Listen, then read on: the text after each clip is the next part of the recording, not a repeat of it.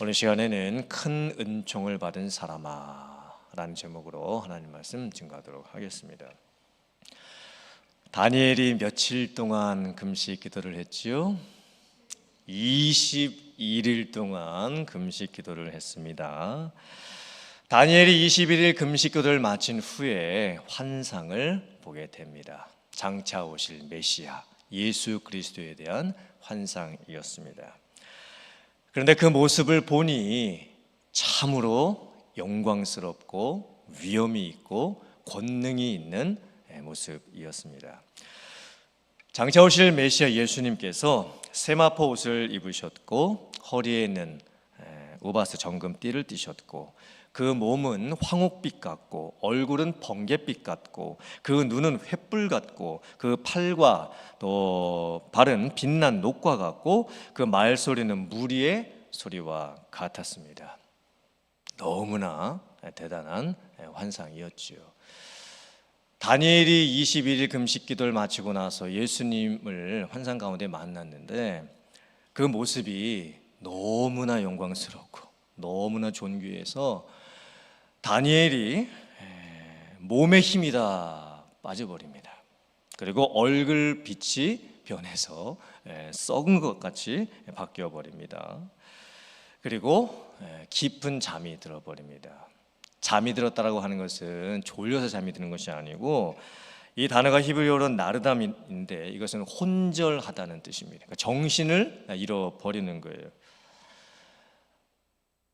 다니엘이 거의 90세가 가까운 나이에 지금 21일 동안 금식 기도를 했지요. 그리고 그 응답으로 주셨던 예수님에 대한 환상이 너무나 장엄했습니다.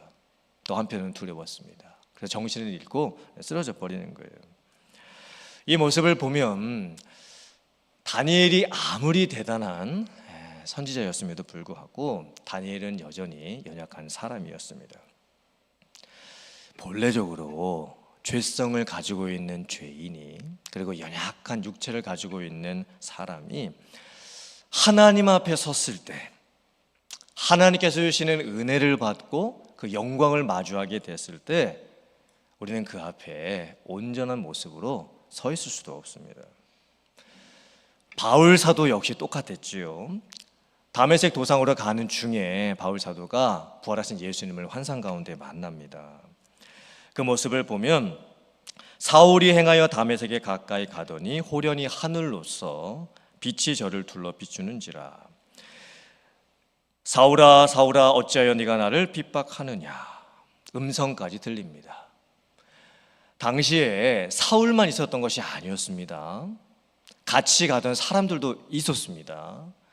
그 사람들 역시 예수님의 음성을 같이 들었습니다.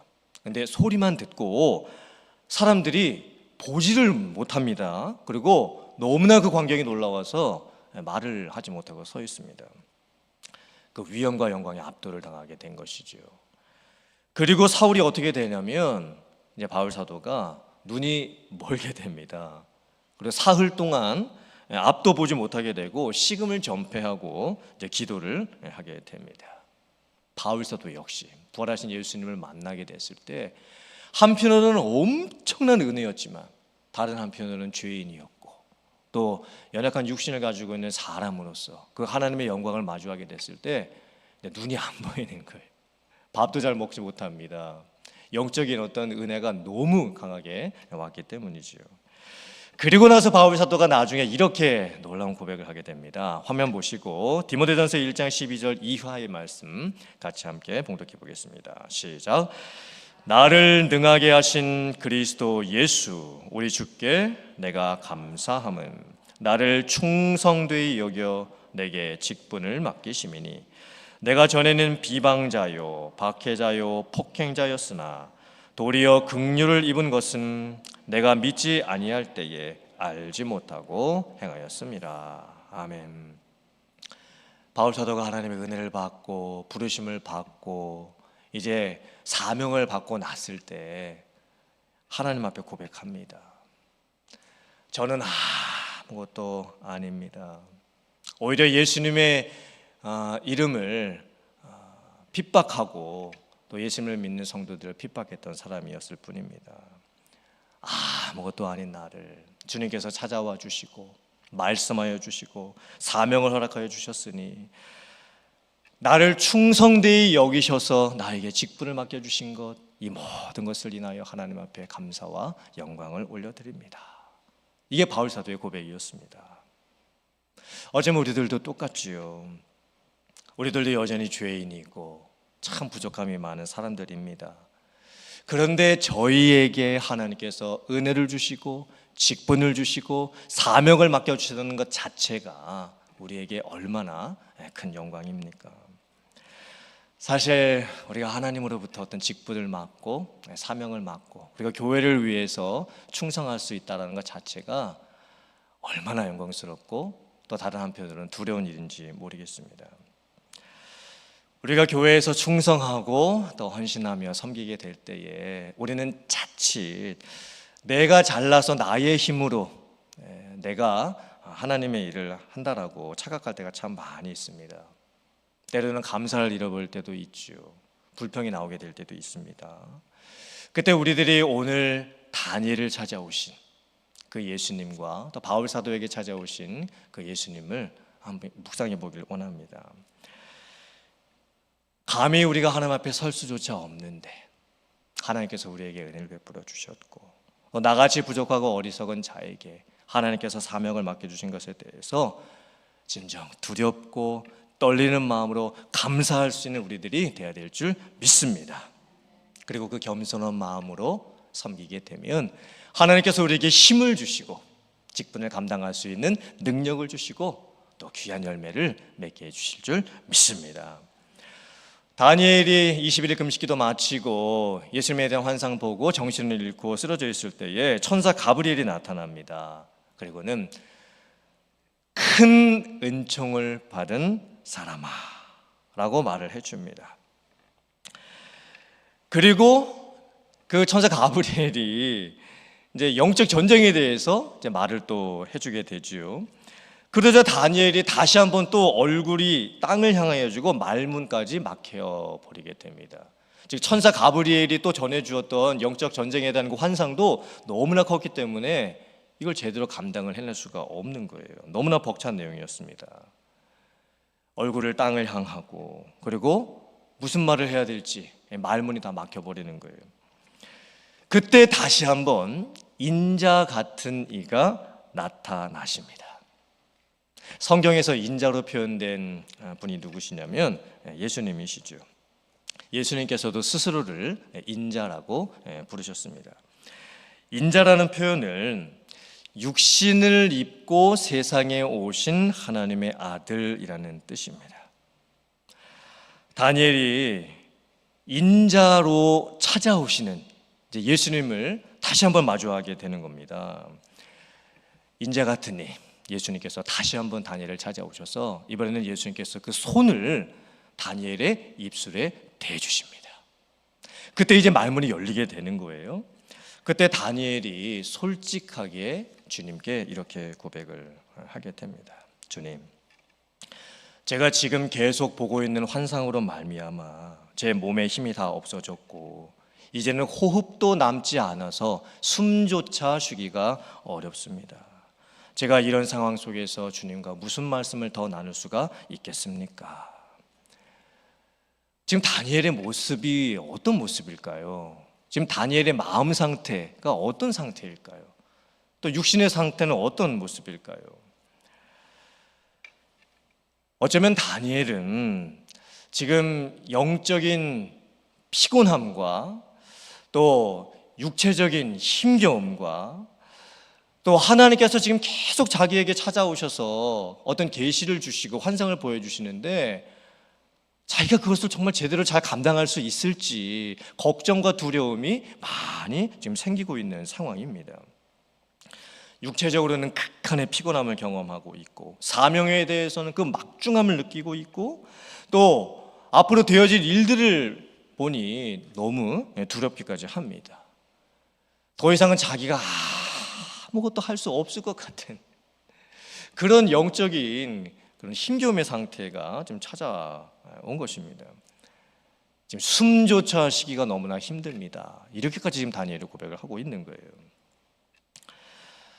그런데 어쩌면 이런 모습은 교회에서 충성스럽게 사역하고 섬기고 봉사하는 모든 성도님들에게 찾아오는 모습입니다. 우리가 교회에서 충성하고 헌신하고 섬기다가 보면 영적으로도 다운되고 육체적으로도 지치고 또 마음도 힘들어질 때가 있습니다. 내가 더 이상은 아무것도 못할 것 같고 내 자신에 대해서는 실망하고 다른 사람들에 대해서는 서운하고 주변 상황을 보아도 이게 정말 바뀔 수 있을까, 여러 가지 참 어렵게만 느껴지는 상황들이 있을 때가 있습니다. 목사님들도, 장로님들도, 권사님들도, 안수 집사님들도, 또 모든 평신도 리더들에게 때로는 이런 모습이 다 찾아오게 됩니다. 그리고 성경을 살펴보면 성경의 위대한 인물들도 다 이런 때를 경험을 했고, 교회사 속에서 하나님께 위대하게 쓰임받았던 사람들도 다 이런 때를 경험한 적이 있었던 것을 보게 됩니다. 엘리야 선지자는 어땠을까요? 바알과 아세라 선지자 850명과 갈멜산에서 대결을 벌였습니다. 그때 다니엘이 기도했을 때 하늘로부터 불이 내려서 그 제단을 다 태워버렸습니다. 그리고 엘리야 선지자가 바알과 아세라 선지자 850명을 다 죽이게 되지요. 엘리야 선지자가 산 위에 올라가서 기도했을 때 3년 6개월 동안 비가 오지 않았을 때 큰 비가 내리게 됩니다. 엄청난 능력을 가지고 있었던 선지자였습니다. 그런데 이세벨 왕비가 엘리야 선지자를 죽이겠다고 하니까 엘리야 선지자가 낙심을 하고 도망을 가게 되지요. 그리고 로뎀 나무 아래에 앉아서 하나님께 어떻게 불평을 했을까요? 성경 말씀을 보면 죽기를 구하여 가로되 여호와여 넉넉하오니 지금 내 생명을 취하시옵소서, 이렇게까지 불평을 했습니다. 그리고는 엘리야 선지자가 계속 도망을 해서 40일 동안 도망을 가서 결국에는 호렙산 동굴에 숨어버리죠. 엘리야 선지자도 영적으로 다운되고 지칠 때가 있었습니다. 주변 상황을 보면서 정말 내가 이 일을 감당할 수 있을까 걱정이 된 때도 있었습니다. 나밖에 남지 않았다고 그렇게 생각을 합니다. 그때 하나님께서 엘리야 선지자에게 어떻게 찾아와 주실까요? 세미한 음성으로 찾아와 주십니다. 세미한 음성 가운데 엘리야 선지자를 만나 주십니다. 그리고 엘리야 선지자를 회복시켜 주셨던 거예요. 1700년대에 미국의 영적 대각성 운동이 일어났습니다. 엄청난 부흥의 역사였습니다. 그때 그 영적 대각성 운동을 이끌으셨던 목사님 중에 한 분이 조나단 에드워즈 목사님이십니다. 후대의 조나단 에드워즈 목사님은 영적인 거인으로 평가를 받는 분입니다. 말씀과 기도의 거장이죠. 성령의 사람이었습니다. 1700년대 그 한 시대를 이끌었던 엄청난 분이셨습니다. 그런데 조나단 에드워즈 목사님이 쓰셨던 그 일기를 살펴보잖아요. 그러면 조나단 에드워즈 목사님도, 그렇게 대단해 보였던 목사님도 때로는 영적인 침체와 낙심과 힘겨움을 경험하셨던 것을 저희들이 보게 됩니다. 제가 몇 가지 예를, 그 일기 내용을 제가 말씀을 드릴게요. 1722년 12월 21일 금요일, 어제와 오늘 아주 둔감하고 메마르고 죽은 것 같은 상태였다. 1722년 12월 29일 토요일, 오늘 저녁 때쯤 둔감하고 무기력함을 느꼈다. 1723년 1월 20일에는 심지어 이렇게까지 적혀 있습니다. 지난주에 나는 아주 바닥 상태에 있었다. 그래서 회복되기까지 시간이 너무 오래 걸릴까 봐 두렵다. 진짜 솔직한 고백이죠.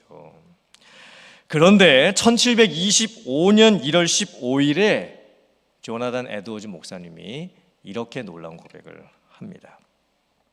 성령의 도움이 없이는 얼마나 나는 불쌍한 존재인가. 예수 그리스도께서 나를 붙잡고 계시며 나에게 자유를 주시고 내 원수들이 도망가게 하는 것을 보게 하신다. 주께서 직접 내 원수들과 싸우신다. 이렇게 고백하면서 회복이 되셨던 거예요.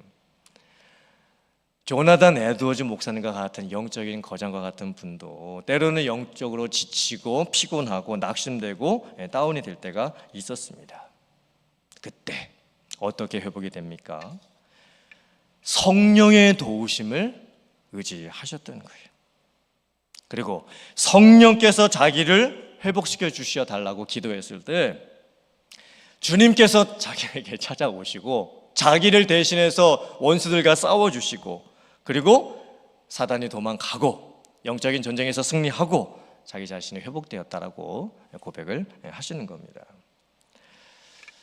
화면 보시고 고린도후서 1장 9절 말씀 같이 한번 봉독해 보겠습니다. 시작. 우리는 우리 자신이 사형 선고를 받은 줄 알았으니 이는 우리로 자기를 의지하지 말고 오직 죽은 자를 다시 살리시는 하나님만 의지하게 하심이라. 아멘. 바울 사도가 사역을 하면서 얼마나 힘들었으면 자기가 지금 사형 선고를 받은 것 같다 이렇게까지 고백을 했겠습니까? 해결 방법이 없는 겁니다. 주변 상황들이 다 막혀있는 상황입니다. 그때 바울 사도가 그 힘겨운 상황을 어떻게 극복했습니까?